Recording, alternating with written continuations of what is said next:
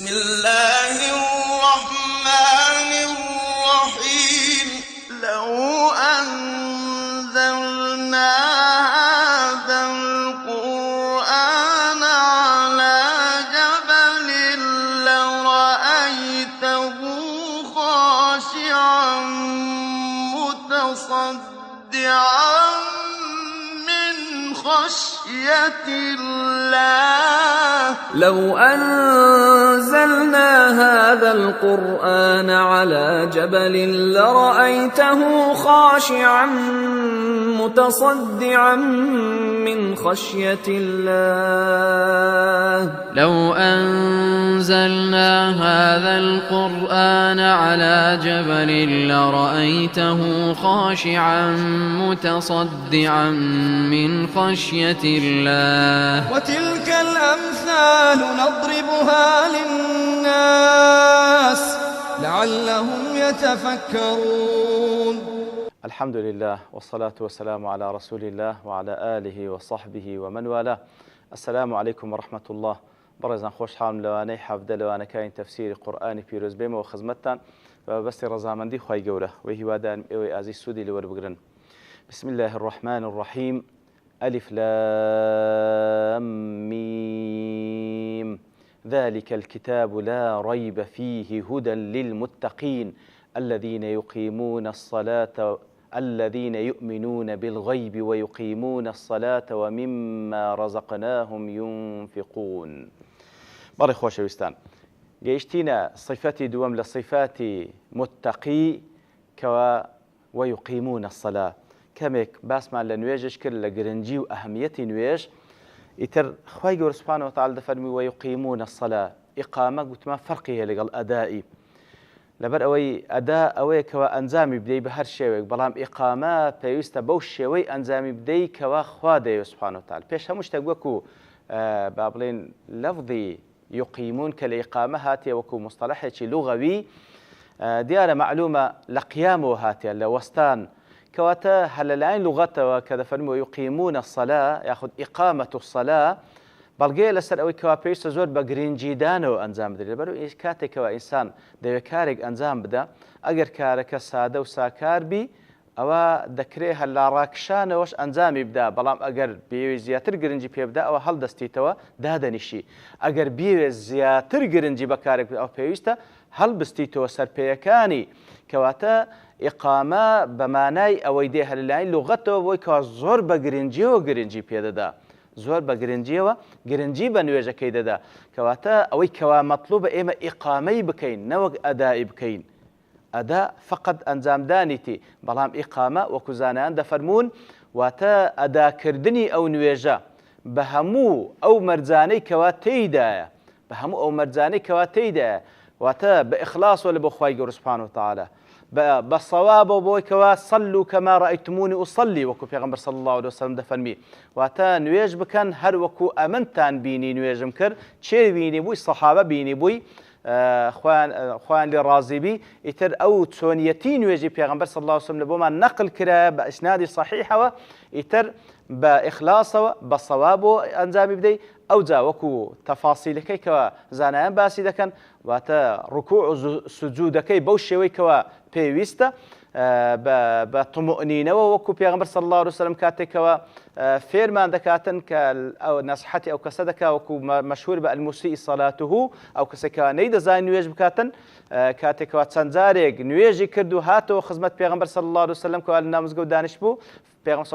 صلى الله عليه وسلم دفرمو برو نويجكت بك والبرو نويجد نكرديه لبر اوي بوشوي نيدكر كوا بيويز بي او ذاك او كسغت يا رسول الله والله لو زات النازان فيرم بك فرموي بوشوي بك وزوكو حديثك مشهوره يتر لا راوستا بوشوي سوره الفاتحه بخينا بوشوي كوا مطلوبه يتر لدواي او زوكو دفرمي كباز لركوع لسجود سمع الله لمن حمده ولا لا بابن دانشتين بين السجدتين لهر هموي پیغمبر صلى الله عليه وسلم حتى تطمئن كواتر ركوع سجود وآند باطمئنان وبي بوشوي كوا وكزانان دفرمون همو مفصل كانت زيغاي خوي دقريته واستقرار دكار سر حالتي او ذكري كواتي دا بشي بكاتن نوق بو بلبليه كوا بخوش نازاني سدلي وهروها وەکو زانایان دەفەرمون ڕوحی نوێژ لە خوشوعدایە ڕوحی نوێژ لە خوشوعدایە قد أفلح المؤمنون الذين هم في صلاتهم خاشعون کەواتە بە خوشوع دەیکەن خوشوع چییە حضور القلب واتە ئاگادار بی لەوەی کەوا چی دەڵێی نەوەکەوە شتێک بەسە زمانت دادێ دڵیشت لەلایەکی دیکەیە و فکر لەلایەکی دیکەیە لێ پێغەمبەر صلی الله عليه وسلم کاتێکەوە باز لە ئەجر و پاداشتی نوێژ دەکا دەفەرمی ئەوانەی کەوا نوێژ دەکەن دەرەجاتیان متەفاوت و جیاوازە ئیوا هەیە کاتێکەوە نوێژەکەی دەکات لەوانەیە نیوەی نوێژەکەی لێ بنووسرێ بەڵێ یعنی ئەدای واجبەکەی سەرشانی خۆی دەکا بەڵام چەند پاداشتی لێ دەنووسرێ لەوانەیە نیوەی لێ بنووسرێن لەوانەیە سێیەکی لێ بنووسرێ لەوانەیە چارێکی لێ بنووسرێ هەتاوەکو دەگاتەوە ئیوا هەیە دەیەکی نوێژەکەی لێ دەنووسرێ لەبەرەوەی لە هەموو نوێژەکەی گەر بکەیە دەبەش لەوانەیە لە بەشێک لەو دەبەشە ئاگای لە نوێژەکەی بووە کەواتە بەڕاستی زۆر ضرورە ئیقامەی نوێژ بکەین نەوەک ئەدای بکەین حکمەتەکە لە ئیقامەکەیە سوود لەوەی وەردەگری ئەو کاتە نوێژەکەت دەبیتە ئینە الصلاة تەنها عن الفحشاء والمنکر وەکو خوای گەورە سوبحانه وتعالى دەفەرمی نوێژ دەبیتە مای ئەوەی کەوا لە هەموو خراپەیەکی گەورە و کچکە بجێڕیتەوە بەڵام کاتێکەوە نوێژت کرد هەستایەوە خراپەت کرد بزان نوێژەکەت ئەو نوێژە نەبووەکەوە مەطلوبە لێ لە خراپە ئەتووی نەجێڕاوە ئیتر لە قەدەر ئەوەش وەکو گوتمە ئەجر پاداش دەنووسرێت لێیە پێویستە گرنگی بە نوێژ بدەین بەو شێوەی کەوا خوای گەورە لەو هەموو جێگایە لە قورئانی پیرۆز و هەروەها پێغەمبەرەکەی صلی الله عليه وسلم لەو هەندە جێی کە باسی کردی و فەرموویت و فەرمانمان پێ دەکاتن و هەروەها نوێژیش مایەی ئیسراحەت و مرتاحی و سەعادەتی بەندەیە هەروەکو پێغەمبەر صلی الله عليه وسلم دەیفەرموو وجعلت قرة عيني في الصلاة کەواتە چاوڕۆنی من لە نوێژەکانمدایە کاتێکەوە پێغەمبەر صلی الله عليه وسلم چەندین مەشاکر ڕووی تێکردبە زۆر بە پەرۆشەوە چاوەڕوانی ئەو لەحزەی دەکردکەوە بانگ بفەرمی و کاتی نوێژ بی و بستە ناو نوێژی مرتاح بی و دەیفەرموو ئەریحنا بها یا بلال دەی بەو بانگەت تاوەکو بچینە ناو نوێژ و پێی مرتاح بین یا بلال ئیتر نەوەک ئەریحنا منها ئەریحنا بها یا بلال بەو نوێژە تاوەکو مرتاح بین ئیتر بەڕاستی ئەو کاتە ئەو نوێژە کەوا خوای گەورە دەیەوێ و هەروە ئاسار و شوێنەوارەکان لە دنیا و لە قیامەت دەسەرت ڕەنگ دەداتەوە بەڵێ خۆشەویستە ئەو جا دەفەرمی لە صیفاتی متقی کەوەکو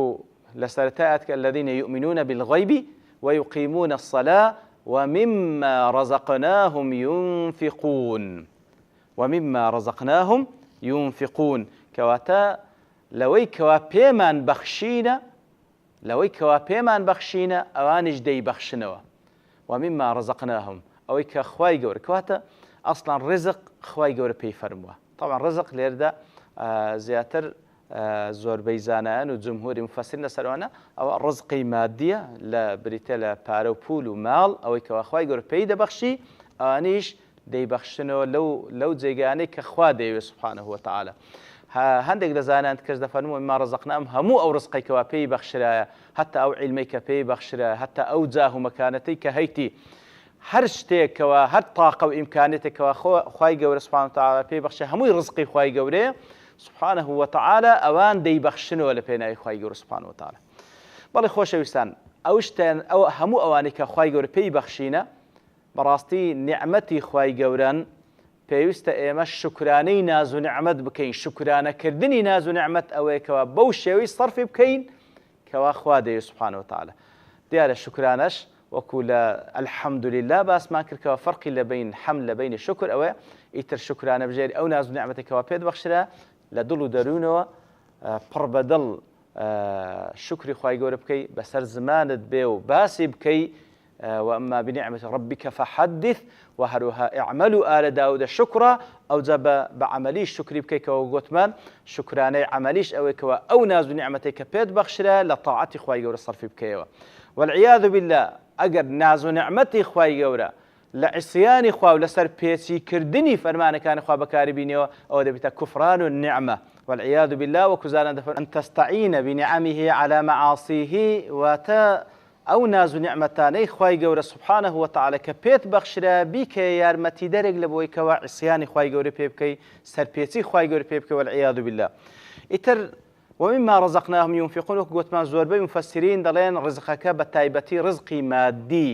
ئیتر ئەو ڕزقەی کە خوای گەورە پێی بەخشیە ئەویشیان دەیبەخشی تۆ لە پێناوی خی گەورە سوبحانەه وتعالە. ئیتر کە دەبەخشیتەوە کوزانیان دەفەرمونون زەکاتیش دەگریتەوە کەوە با بڵێن گەورەترین حەق لە ناو ماڵ کاتێکەوە مال گەیشتە حەدی نیساب ساڵی بەسەردا سوڕاوە پێویستە زەکاتی پێ ببەخشی ئەو ڕوکنێکە لە ئەرکانەکە وەکو معلومە و ئەو کەسێکەوە نەشی بەخشی با بڵێن تەقسیری لە زەکات هەبی ئەوە دیارە واوەیلا لە بۆوی لەسەر ئەو هەموو عەزابەی کەوا خوای گەورە لەو کەسانێکەوە مانعی زەکات ئامادە کردی خوا پەنامان بدە بەڵکو بێجگە لە زەکات ومما رەزەقناهم ينفقون وەکو زانایان دەفەرمونون زەکات و هەروەها هەموو ئەو نەفەقاتە واجباتانێک کە لەسەر شانیتی یان لە بۆ نمونە کاتێکەوە کەسێک نەفەقەی کەسێکی لەسرە ئەوە ئەویش دەبەخشی ئەوەش دەگریتەوە کەوە مما رەزەقناهم ينفقون کاتێکەوە بەنیازی ڕەزامەندی خوای گەورە هەموو ئەو شتانە دەبەخشیتن کە وەکو واجبن لەسەر شانی ئەوە دەبیتە مای ئەجر و پاداش لە بۆی هەتا وەکو بەڕێزان لەوانەیە زۆرمان بێ ئاگابین لەو نقطەیە ئەوانەی کەوا مکەلەفن بە نەفەقەی ماڵ و منداڵیان بەڵێ وەکو واجبێک هەست بە واجبی سەرشانی خۆی دەکا و ئەدای دەکا بەڵام لێرەدا پێویستە ئەگەر بە نیەتێکی چاک بە نیەتی ڕەزامەندی خوای گەورە ئەو واجبەت ئەنجام دەی ئەجر و پاداشتیشت لەو دەنووسرێت بەرەوەی بە نەسی حەدیث پێغەمبەر صلی الله عليه وسلم باسی دەکا کەواتە هەر وەکو لە زەکات کە هەممان دەزانین زەکات وەکو عیبادەتێک کاتێکەوە ئەو پارەی هەیتت گەیشتی تە حەدی نیساب و زەکاتی لێ دەردەکەی بە مەبەستی ڕەزامەندی خوای گەورە ئەجر و پاداش لۆ دەنووسرێ و ڕوکنێک لە ئەرکانەکان ئەدا دەکەی ئەو ماڵەی کە دەیبەخشی لە پێناوی خوای گەورە سەرفی دەکەی لە ماڵ و منداڵی خۆت هەتا وەکو پێغەمبەر صلی الله عليه وسلم دەفەرمی ئەو پاروەی کەوا لە دەوی عائیلەکەت دەکەی ئەگەر بێت و بە مەبەستی ڕەزامەندی خوای گەورە ئەنجامی بدەی واتە نیەتی تێدا بیتن ئەوە عینی لای خوای گەورە سوبحانه وتعالى بە ئەجر پاداش لۆی دەنووسرێ ئەگەر نا مجرد واجبێکی سەرشانی خۆی ئەدا کردیە و بەبێ ئەوەی هیچی لە بە بنووسرێ کەواتە پێویستە ئاگاداری نیەتەکانمان بین وەکو زانایان دەفەرمون عەلەیکم بتجارة النیات فإنها تجارة العلماء بەڕاستی پێویستە تیجارەت بە نیەتەکەمان بکەن بەرەوەی ئەوە تیجارەتی عولەمایە زۆر شت هەیە ئێمە ئەنجامی دەین بەبێ نیەت ئەنجامی دەیواتە نیەتی ڕەزامەندی خوای گەورە لێ ناینین بە شتێکی با بڵێن ڕۆتینی ڕۆژانەی خۆمان دەزانین بالفعل هەر ئەوهاش دەڕواتن بەڵام کاتێکەوە بەو نیەتەی ئەنجامی دەی کە خوا سوبحانه وتعالى لێت قبول بکا و خوای گەورە پاداش بداتەوە لەو حاڵەتەی ڕۆتینیاتی ژیانیشت هەر هەمووی دەبیتە ئەجر و پاداش کەواتەوە خاڵێکی گرنگکە پێویستە ئاگاداری بین. پاشان کاتێک کە دەفەرمون ومما رەزەقناهم لێرەدا زانایان دەفەرمون ئەو مینە طبعا ومما لەچی پێکاتەیە من ما بوویتە مما کەواتە دەفەرمون ئەو مینە هەندێک لە زانایان دەفەرمون تەبعیضیە هەندێکیش دەڵێن بەیانیە کەواتە ومما رەزەقناهم ئەگەر بەو شێوەی لێک بنێت کە زۆربەی زانان ئەو های لێک دەنەوە ومما رەزەقناهم واتە ومن بعض ما رەزەقناهم واتە لەوەی کەوا پێمان بەخشینە هەر هەمووی نابەخشن هەر هەمووی نابەخشن لە بەرەوەی ئەگەر بێت و ئەوە صیفەتی هەموو کەسێک بایەکەوە متەقی دەبی هەر هەموو ماڵەکەی بەخشی ئەوە لەوانەیە تەنها کەسێکی وەکو ئەبوو بەکری لێ دەربچی خوای لێ ڕازی بکەوە لە سیرەدا معلومەکەوە چەندین جار هەموو ماڵی خۆی بەخشێ لە پێناوی خوای گەورە سوبحانه وتعالى بەڵام هەر هەمومان ئەو ئیمانەمان نییە کەوا بگاتە ئیمانی ئەبوو بەکر خوای ڕازی بی لۆیە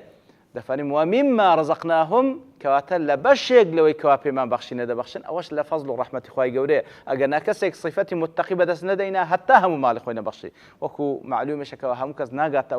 ئەو ئیمان و یەقینەکەوە هەموو ماڵی خۆی ببەخشی ئیتر ئەوەی مەطلوبە کەوا بەشێک لەو ماڵەی ئیتر بەشێک لەو ماڵەی کەوا خوای گەورە پێتی بەخشیە زەکاتی لەسەرت واجبە و هەروەها لە پاشی زەکاتیش لە نەفەقاتی تەطەوع بەشێکی لێت مەطلوبەکەوا بیبەخشی و هەروەها ئەوجا ئەوانەی کەوا لە وەکو واجبی سەرشانی خۆت لە بۆ ماڵی خۆت سەرف بکەی ئەسڵەن لە بۆ لاشەی خۆشت سەرفی دەکەی کاتێک کە مەبەستی خێر و بە مەبەستی ڕەزامەندی خوای گەورە سەرفی دەکەی هەر هەمووی دەبیتە بەخشینێک کەوا ئەجر و پاداشی لە دووە ئیتر دیارە لە لێرە و لە چەندین جێگای دیکە خوای گەورە سوبحانه وتعالى کە باسی نوێژی کردیە لە دوای ئەوە باسی زەکاتی کردیە و باسی ئینفاقی کردیە لەبەرەوەی ئەویان حەقی خوای سوبحانه وتعالى ئەوەشیان ئەگەر چ عیبادەتێک کە ئینفاق و بەخشین لە بۆ خوای گەورە و خوای گەورە پاداش داتەوە بەڵام نەفعەکەشی ظاهیرەن لە بۆ دەوروبەرەکەی خۆت دەڕواتن ئەو جاوەکو شەرعاً معلومە کەەوە ئیسنادن لەسەر چەندین فەرمودەی پێغەمبەر صلی الله عليه وسلم ئەو نەفەقات و ئەو بەخشینە طبعاً دیارە دەرەجاتی هەیە الأقربون أولى بالمعروف حتى نزيكاني خود بي أوي كوا مالو من داري خود أصلا واجب لسر شهادة أوي شان بونيتي كوا دي بخش خوا باداش بداتو باداش تدريتوا أو جل صدقات تطوعيش الأقربون أولى بالمعروف درجة لبروي أوي ديك كوا تاكي لقل دكي خيري لقل دكي يارمتي ددي أو تنها صدقية بلام كوا كسيشي نزيشي خوتا أولو القرباية خزمە نزیکە لێت کاتێکەوە یارمەتی دەی هەرچەندە نەفەقەشی واجب لەسەر شانی خۆت ئەوە لەو حاڵەتەی وەکو پێغەمبەر صلی الله عليه وسلم دەفەرمی صەدەقەة وەصیلە ئەوە هەم سەدەقەیە هەم سلەی ڕەحمیشە بەجێی دەگەینی کەواتە لێرەدا خوای گەورە سوبحانەهو وتەعالە باسی لە چەند صفاتێک کرد لە صفاتی متقین ئەوانەی کەوا سوود لە قورئانی پیرۆز وەردەگرن ومما الذين يؤمنون بالغيب ويقيمون الصلاة ومما رزقناهم ينفقون پاشان دێتن باس لە صفەتێش کەیان دەکاتن کەوا حل تەمامی صفاتی متقینە بەڵام لەبەر تەوابوونی کار لێرەدا دەوەستین بە پشتیوانی خوای گەورە لەوانەی داهاتوو إن شاء الله تعالى دين أو صفة أشياء باز دكين وصلى الله وسلم على نبينا محمد وعلى آله وصحبه أجمعين وآخر دعوانا أن الحمد لله رب العالمين. بسم الله الرحمن الرحيم. لو أنزلنا هذا القرآن على جبل لرأيته خاشعا متصدعا من خشية الله